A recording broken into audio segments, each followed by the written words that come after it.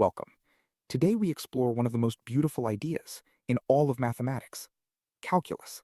Calculus is the mathematics of change. It lets us describe how things move, grow, shrink, and transform. From the orbit of planets, to the spread of a disease, to the training of modern artificial intelligence. Calculus is the language underneath all of it. In this video, we will build up the two great pillars of calculus from scratch, the derivative and the integral.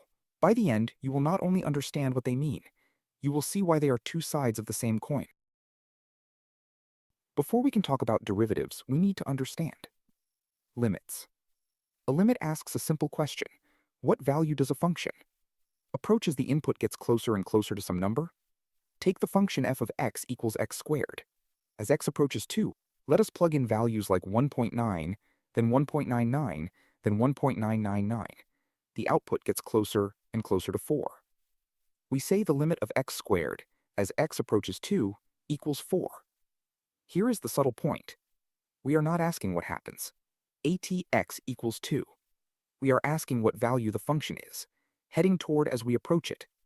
That distinction, approaching versus arriving, is the heartbeat of all of calculus. Now we are ready for the derivative. Imagine you are driving a car. Your position changes over time. That is a function.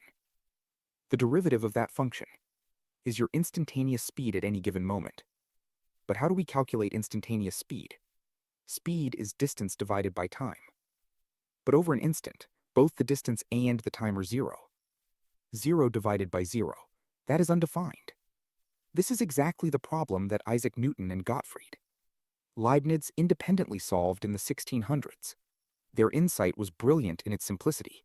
Use limits. Here is the formal definition. Take any function f of x and pick a point x. Move a tiny step h to the right, landing at x plus h.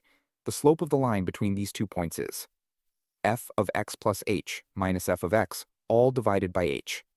This is the average rate of change over that small interval. Now, and this is the magic, we let h shrink towards 0. As h gets infinitely small, the line between the 2 points becomes the tangent line at a single point. The limit of this expression, as h approaches 0, is the derivative. Written f prime of x, this single formula is one of the most important equations in all of science. Computing derivatives from the limit definition every time would be exhausting. Fortunately, mathematicians discovered shortcut rules. The most fundamental is the power rule. If f of x equals x to the power n, then f prime of x equals n times x to the power n minus 1. You simply bring the exponent down and reduce it by 1. Examples. The derivative of x squared is 2x. The derivative of x cubed is 3x squared. The derivative of x to the 5th is 5x to the 4th. And here is a beautiful one. The derivative of a constant is 0. A flat line never changes, so its rate of change is nothing at all. Let us pause and feel what the derivative means geometrically. At any point on a curve, the derivative gives us the slope of the tangent line, the line that just barely kisses the curve at that one point. Where the derivative is positive, the function is climbing. Where it is negative, the function is falling. Where the derivative equals 0, the function has a flat top or bottom. Those are the peaks and valleys what mathematicians call critical points. This is how we find maximum and minimum values of functions, an idea with enormous practical value in engineering, economics, and physics. Now let us turn to the second great idea of calculus, the integral. Suppose you want to find the area under a curve. Say the area under f of x equals x squared between x equals 0 and x equals 3. There is no simple geometric formula for this curved region. So what do?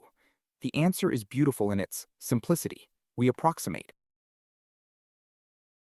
We fill the region under the curve with thin rectangles.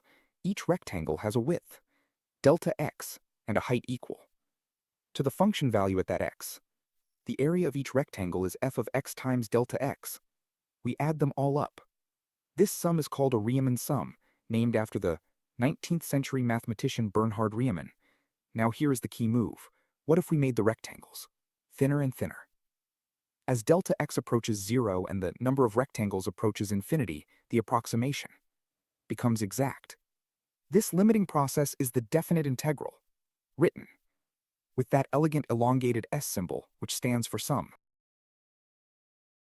Here comes one of the most stunning theorems in all of mathematics, the fundamental theorem of calculus. It says that differentiation and integration are opposite operations. They undo each other. More precisely, to integrate f of x from a to b, we find an antiderivative. Capital F and compute. Capital F of b minus capital F of a. An antiderivative is simply a function whose derivative gives us back f. This theorem is breathtaking because it connects slopes and areas, two seemingly unrelated ideas, into a single, unified framework. Newton and Leibniz did not just invent two techniques. They discovered that those techniques are mirror images of each other. So why does any of this matter? In physics, the derivative of position is velocity, and the derivative of velocity is acceleration. Newton's second law, force equals mass times acceleration, is a statement about derivatives.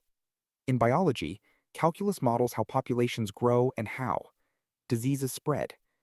In economics, derivatives help us find the price that maximizes profit.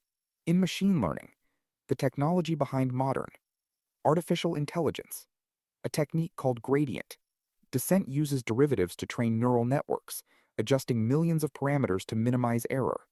Every time you use a recommendation algorithm, speak to a voice assistant, or see a computer-generated image, calculus is running silently in the background. We have covered a lot of ground today.